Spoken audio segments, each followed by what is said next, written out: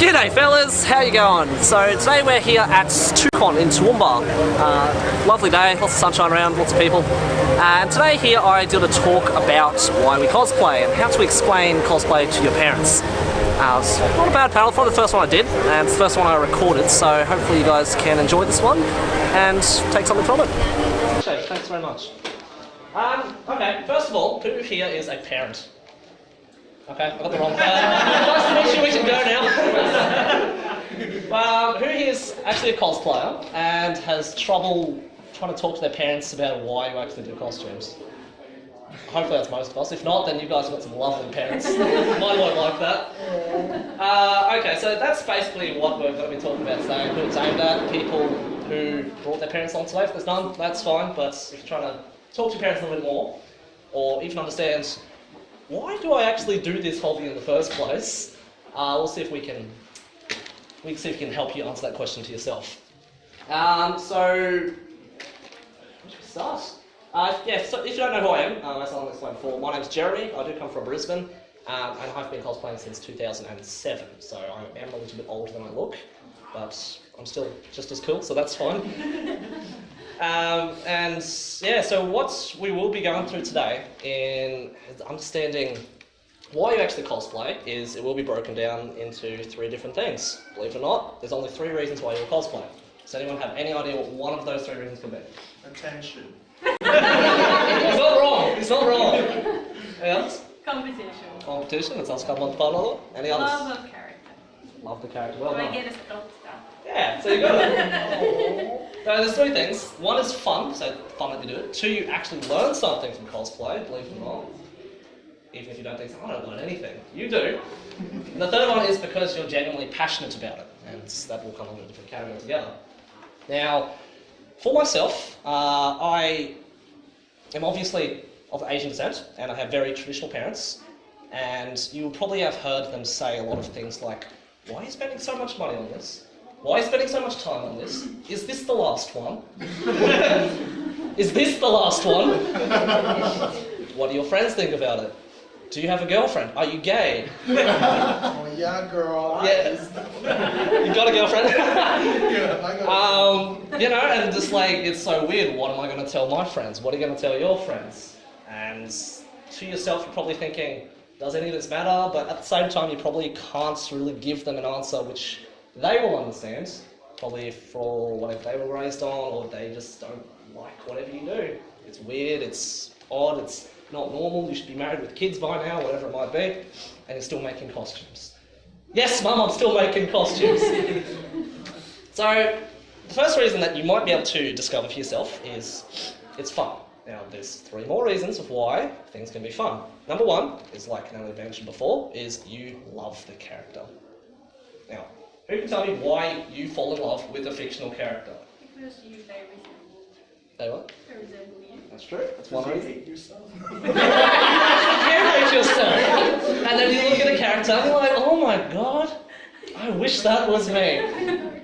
So, yeah, you do watch a series and you see someone who relates to you, someone who you wish that you had the same values as them. You see someone who you like their dress sense. What the hell is this guy wearing? Anyway, so yeah, you're someone who you can strongly relate to, someone who you love their personality, someone who you just fall in love with them as a person.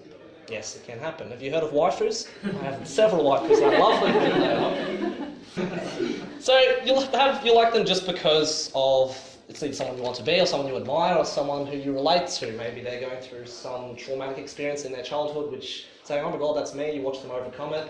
And you want to be someone just like that.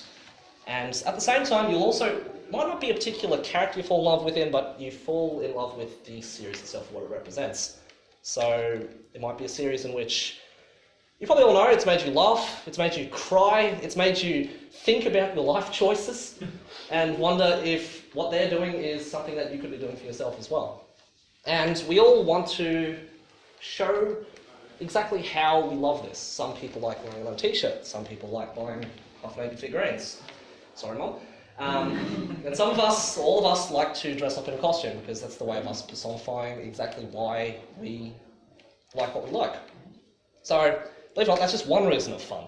Second reason is, like I say, if you like making things, you just generally are a creative person. You like, don't be like me and you like hot glue, but you like sewing things, you like woodworking, you like making wigs, you like using makeup, just whatever it is. You see a costume on the back of a video game box, you don't know what the hell it's about, but then you're like, wow, I wish I could make that and you want to wear it. And that's what we end up doing. So you just like making things. And who knows what the third reason is? For fun. And everyone here does it, whether you know or not. Because you're a huge nerd. That's the first thing I said. It's because you like the people.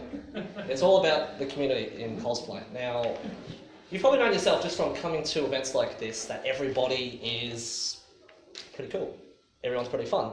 The guys you played footy with probably don't think so, but the truth is, yeah, everyone you talk to is very open, they're very accepting, doesn't matter who you are, doesn't matter how big you are, how small you are, your sex, your race, sexual preference, your gender. You can wear whatever you want, people are like, that's awesome. You can look amazing, people say that's awesome. You look terrible, people say that's awesome.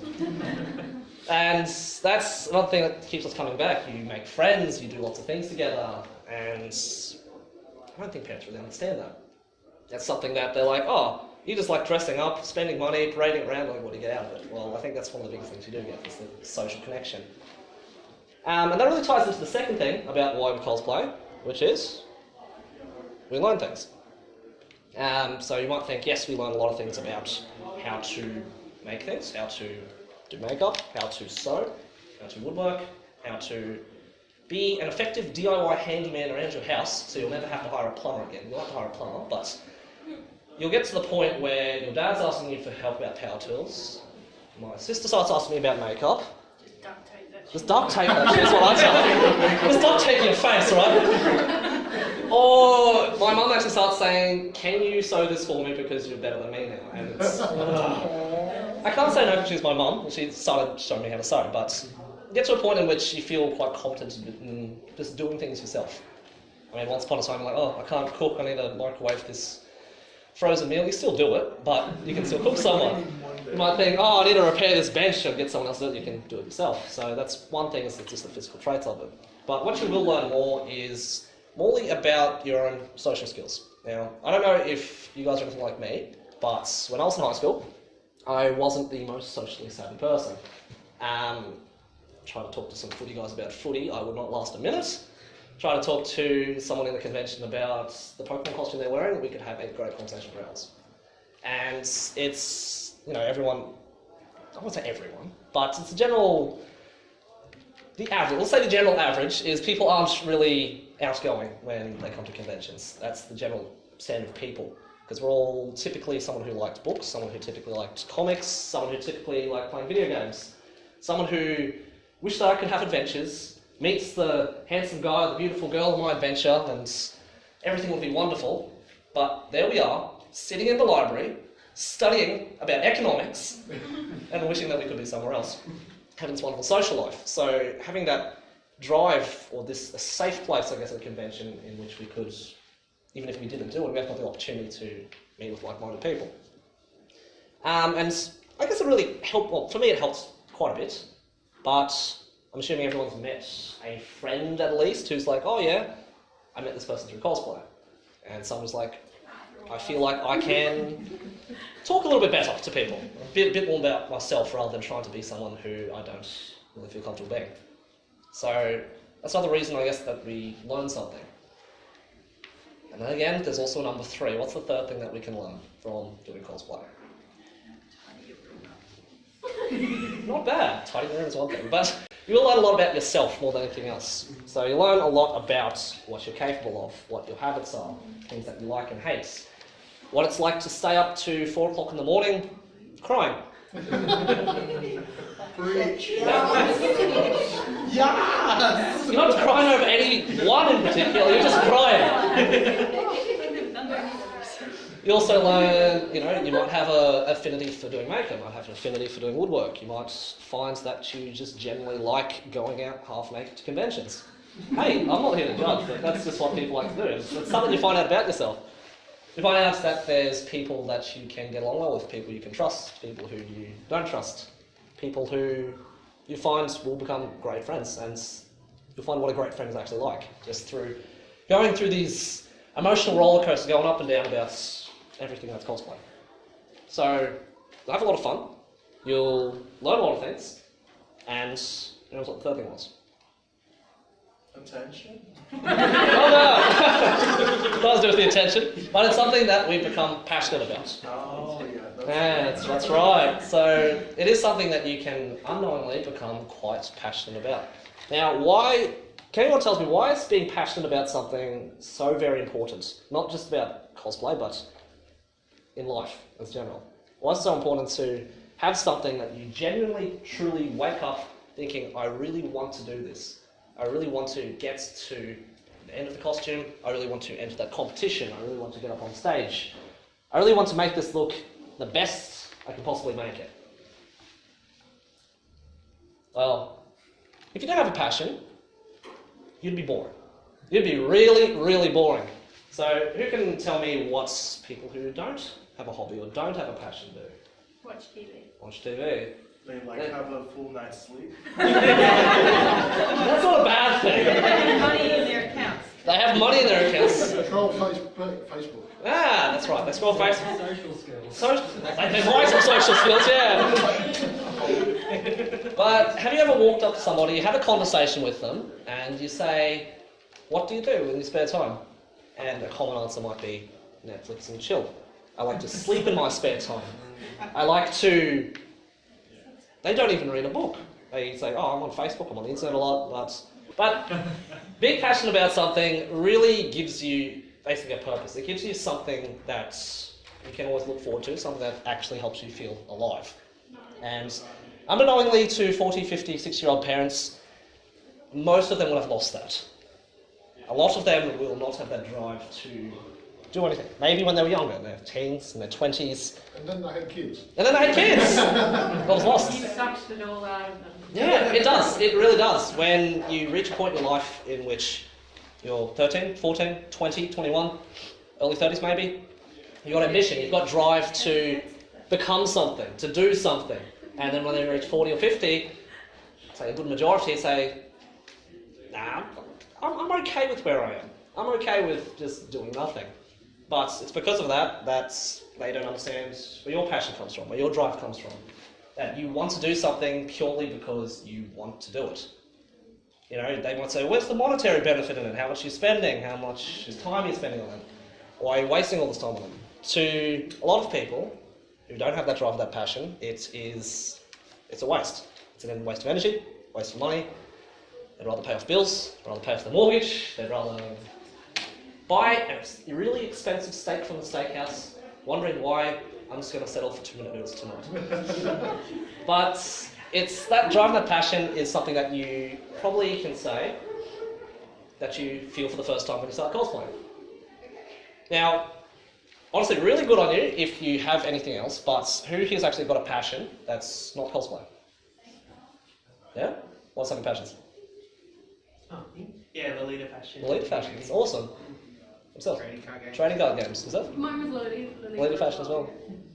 Video games. There you go. So you've got something that you really like to do. It might not necessarily be cosplay, but you've got something which you love to do. It doesn't matter what you get out of it. It doesn't matter how much it costs. It doesn't matter what anyone else thinks about it. It's because you do it because you absolutely, genuinely love it.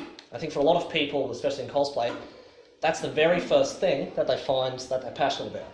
They don't know why they're crying at 4 in the morning. They don't know why they're spending every single paycheck on little bits and bobs just to make their costume look just that little bit extra.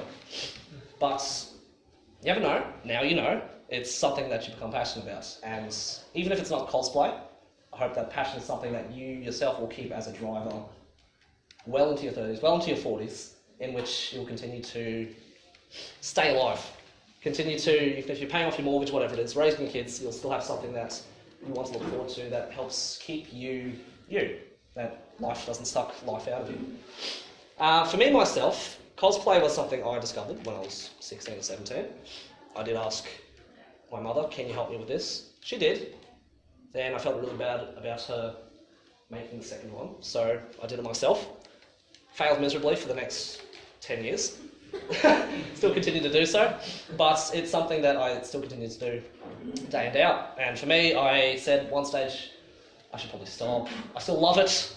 I still genuinely enjoy it, but maybe I need to grow up. Maybe I need to start saving for a house, whatever it is. So I got the office job, went full time, came home, did nothing. I was miserable. And it's not until I started doing stuff again, I think, I don't even know why I still keep coming back to this, don't know why I still keep enjoying it, but I do.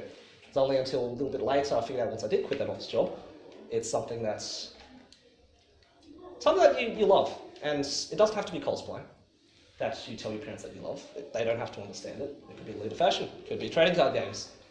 And unfortunately, a lot of them might not even understand it. It doesn't matter how long you do it for. You're lucky if after a few years they say, they've got a great hobby now, it keeps them happy. I'm proud of my kid for doing that. My mum just said that to me last year.